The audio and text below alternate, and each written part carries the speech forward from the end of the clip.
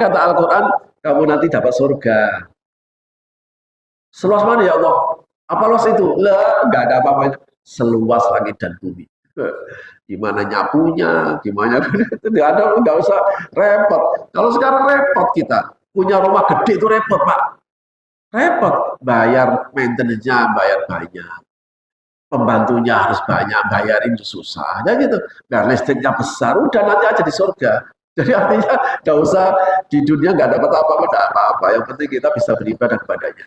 Nah, وقد عدهما ليستقبل الإنسان فالإنسان ترى على كونه معدل جاهز لاستقباله معدل جاهز لاستقباله.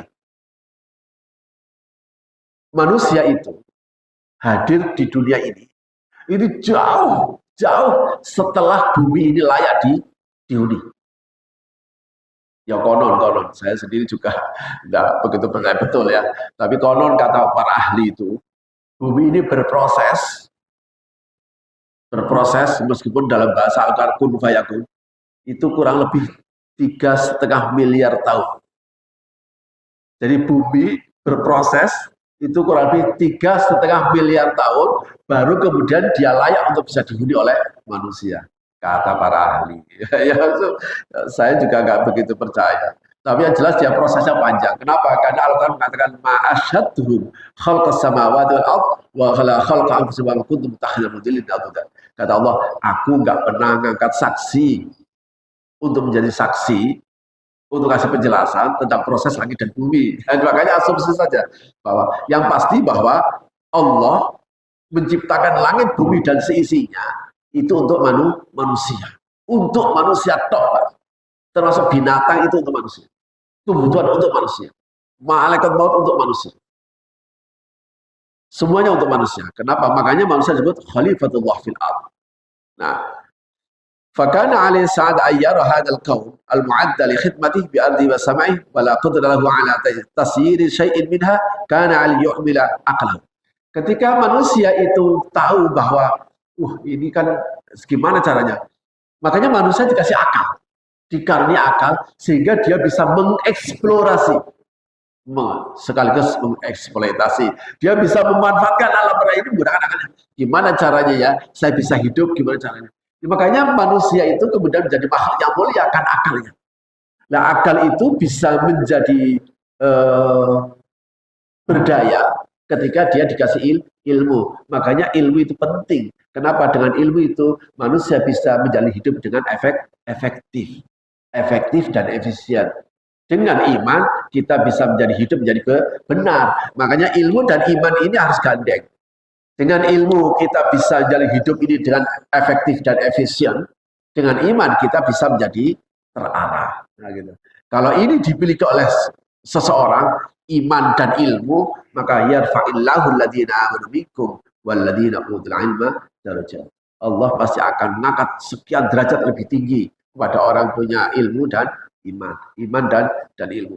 Nah, wastadilla biha 'alal mujid subhanahu wa ta'ala. Akalnya bukan saja dia gunakan untuk bisa mendudukkan alam, nggak bisa sebenarnya. Sehebat-hebatnya manusia nggak bisa mendudukin alam. Harusnya akal ini dia gunakan kalau ada yang wujud, pasti ada yang wujud, wujud. Itu akal itu. Makanya Imam Sya'rawi, Imam Fakhruddin Ar-Razi dalam pernyataannya begini, manusia itu punya dianugerahi dua kekuatan yang dalam bahasanya nama al-quwah an-nadhariyah sama al-quwah al-amaliyah. Potensi untuk berpikir, potensi untuk merenung, potensi untuk analisis, itu kekuatan. Yang satu potensi untuk beramal, untuk berbuat. Kata beliau, potensi ini akan menjadi sempurna kalau seandainya dia kemudian diberdayakan dengan ilmu, akhirnya menjadi pakar, menjadi ilmuwan, menjadi orang pintar, guru besar dan sebagainya.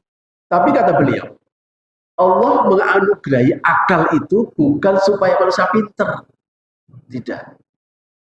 Saya ulangi, Allah menganugerahi akal itu bukan supaya manusia pintar, tapi supaya manusia bisa mengenal Allah.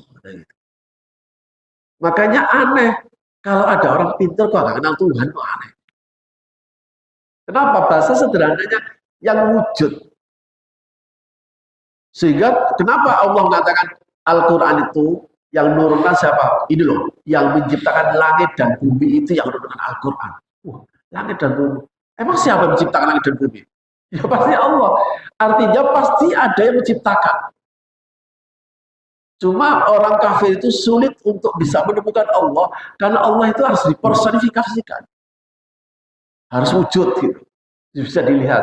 Loh, kita kan nggak perlu kita tidak perlu susah-susah untuk mengatakan bahwa ini ada diciptakan orang hanya gara-gara maksud saya kita tidak mungkin menolak ada sesuatu yang ada hanya gara-gara kita tidak tahu siapa yang menggunakan, siapa yang membuatnya. Ada sekian banyak barang kita miliki, kita tidak tahu siapa yang menciptakan. HP Bapak itu Bapak tahu siapa yang bikin. Bapak percaya bahwa HP itu bikinan manusia? Ya tentu percaya. Apa kalau saya katakan enggak, HP ku turun langsung dari langit. Sama-sama nggak bisa buktikan. Mau turun dari langit, mau ciptakan. Tapi anehnya Bapak akan mati-matian untuk mengatakan enggak. Ini HP ku itu diciptakan, dibikin oleh manusia. Nah saya tanya siapa orangnya? Tidak akan tahu. Tapi kita pasti akan percaya bahwa ada yang membuat. Alam raya yang begitu berjalan secara cerdas, begitu rumit alam raya. Saya pernah planetarium yang untuk melihat angkasa ini di UIN Semarang. Jadi itu ya planetarium yang terbaik di universitas nomor 3 dunia. Jadi saya saat itu kemudian ini asal langit itu benar-benar langit ya, memang ke arah di sana bersih Pak, langit itu bersih. Tidak kelihatan lah ya, paling ke bintang-bintang kecil. Ketika di zoom, semakin dekat zoomnya itu, masya Allah. Di angkasa raya ini tidak ada tempat yang kosong Pak. Kayak titik. Angkasa raya itu tidak ada tempat yang kosong. Gitu dekat. Subhanallah. Saya mikirnya, bumi ada di mana? Mengatakan bumi itu sekecil debu itu masih terlalu besar untuk kebesaran alam raya. Makanya aneh kalau orang bisa mengenal alam raya tidak bisa mengenal Tuhannya. Makanya Bapak bisa mengenal Tuhan, nggak perlu harus mengenal alam raya. Bersyukurlah Pak, Bapak nggak perlu harus jadi ilmuwan untuk bisa mengenal Tuhan. Makanya hidayah itu mahal harganya. Hidayah itu mahal. Ada banyak orang pintar tapi nggak bisa mencapai hidayah. Saya pas ke Amerika itu ditanya begini, Pak Ustadz, di sini banyak orang pintar, tapi nggak percaya Tuhan. Ya saya balik, loh pintar kok nggak percaya Tuhan. Loh, itu berarti bodoh. Oh gimana ada sesuatu yang wujud, tidak ada yang mewujudkan. Akal manapun pasti akan menolak. Makanya Allah itu al-harul zawahir. Dat yang begitu sangat jelas. Bahasa Jawanya cetowelo-welo.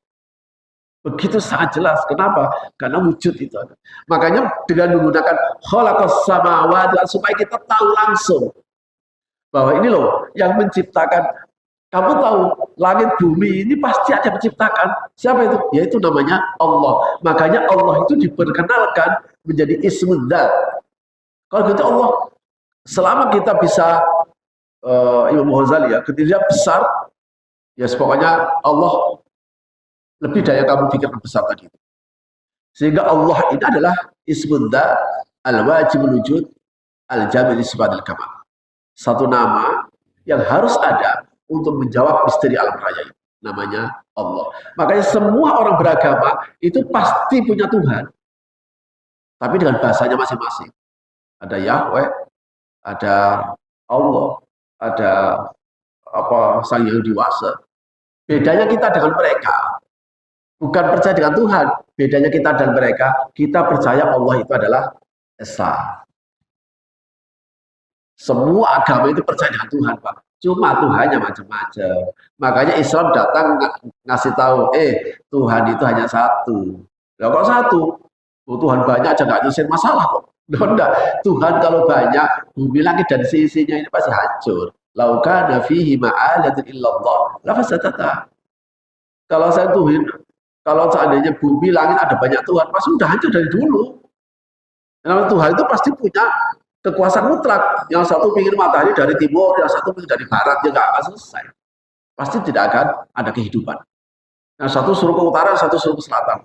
Nah, dengan berjalannya alam raya ini berjalan secara teratur, kita pasti membawa kepada satu keyakinan Tuhan itu pasti esa. Nah, Tuhan yang menciptakan langit dan bumi itu yang menurunkan Al-Quran.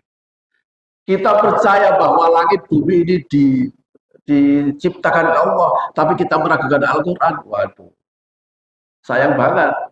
Kalau nggak percaya ya silakan nggak percaya. Jadi pilihan terhadap Al-Quran cuma dua, Pak. Percaya sepenuhnya 100%, kalau nggak percaya 100%. Jangan di tengah-tengah, kelihatannya percaya tapi kayaknya nggak percaya, kelihatan nggak percaya tapi percaya aja gitu. Artinya ketika apa saja diinformasikan oleh Al-Quran itu pasti demi kebaikan. Kira-kira begini pernyataannya. Idza kana al-khaliq subhanahu qad adala kal-kaun wa yuqimu hayatikal matiyah. Jika Allah sebagai zat yang punya rahman dan rahim memenuhi kebutuhan jasmani kita. Sebagai makhluk yang makhluk jasmani, kita dipenuhi kebutuhannya. Loh, Allah memenuhi kebutuhan. Kita butuh air, kita butuh udara, kita butuh bumi. Sebelum hadir semua sudah ada. Makanya kita ini hanya disuruh untuk mencari sejauh kita bisa mencari. Sesuatu yang kita butuhkan setiap saat tidak mungkin dikuasai oleh manusia. Apa itu? Udara. Jadi udara ini nggak akan dikuasai manusia. Untungnya hanya Allah yang menguasai. Sehingga tidak bisa dimonopoli. Air juga harusnya begitu. Sehingga aneh kalau kemudian itu orang dapat keuntungan besar dari air. Air itu miliknya Allah. Jadi, maksudnya kalau Bapak ada air isi ulang itu ya nggak jangan mahal-mahal. Pak ini untuk membayar ongkos saja, jadi gitu. Nggak usah mahal-mahal karena air itu milik bersama. Jadi. Tapi itulah, nah kalau Allah sudah memenuhi kebutuhan jasmani kita, padahal manusia itu dinilai kebaikannya bukan dari jasmani, tapi dari rohani. Dari rohani. Orang dinilai baik itu bukan karena bentuk fisiknya, bukan tongkrongannya, tapi rohaninya. Ketika Bapak ada orang yang kaya, orang bisa dimuliakan dan dipujikan kekayaannya. Bisa? Bisa. Tapi sekali orang kaya tadi itu kemudian sombong, siapa? Pak, Bapak kenal Pak Budi? Mohon maaf, ini nama saja. Pak Budi. Ya kenal, dia itu top orang kaya. Tapi Bapak tahu, dia kaya tapi sombong. Iya sih kaya tapi sombong. Selesai. Tidak ada nilainya. Dia itu kaya sih, tapi pelit. Udah selesai, udah selesai. Oh, dia itu seorang ulama, seorang kiai luar biasa. Iya sih, tapi dia sombong. Selesai. Jadi artinya manusia itu dinilai mulia dan tidak mulianya itu bukan dari jasmani, tapi dari rohani. Loh, jasmani saja supaya kita sehat, Allah menyediakan. Padahal kebutuhan jasmani itu bukan hanya manusia yang butuh, tapi juga binatang. Nah, sementara nilai kemuliaan manusia itu bukan terpenuhi kebutuhan jasmani, tapi terpenuhi kebutuhan rohani. Lalu kebutuhan jasmani saja dipenuhi kok, apalagi kebutuhan rohani. Makanya turunnya Al-Quran itu untuk kebutuhan rohani, tidak untuk menyatu jasmani. Tapi makanya rohani kita gimana supaya Pak kita bisa sabar menurut Al-Quran? Gimana Pak supaya kita bisa selalu bersyukur menurut Al-Quran? Gimana Pak supaya kita jadi orang baik menurut Al-Quran? Makanya hanya Al-Quran saja yang bisa memberikan nilai-nilai kerohanian tadi itu. Ya ini loh yang menurutkan itu mimman khalaqal arda was samawati ula. Turun dari Allah Subhanahu wa taala.